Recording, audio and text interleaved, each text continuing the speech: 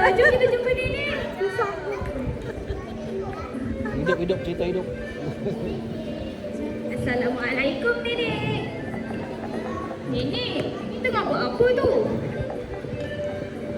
Nenek tengah tengok kain lama ni. Wah, cantik kain lama ni kan? Ada corak. Tapi kenapa nenek simpan ni kain lama ni? Ini bukan kain biasa. Ini warisan dari nenek moyang kita. Sebab tu dia nak simpan. Oh, warisan tu apa ni? Warisan tu benda yang kita jaga supaya tak mudah hilang. Macam rumah yang ada tanduk tu ke? Betul lah tu. Itulah rumah adat kita kalau kamu semua nak tahu.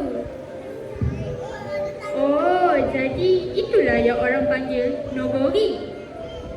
Betul. Nogori beradat, adat dijaga, budaya dipelihara. Kalau kita tak jaga, hilang ke ni?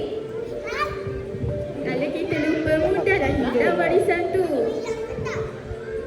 Alah, tapi saya tak nak hilang. Saya pun. Kalau tak nak, mari ikut nenek.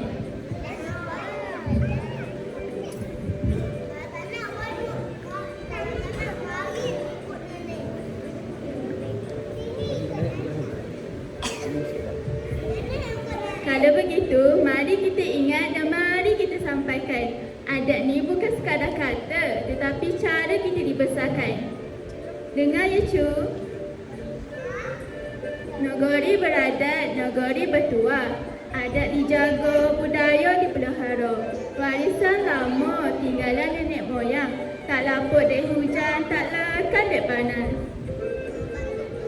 Rumah beradat tersegar indah. Bumbung bertanduk, megah berdiri. Tempat keluarga, hidup beradat. Hidup bersatu, hidup aman sentosa. Kain telepuk berseri-seri, corak bunga indah memikat hati.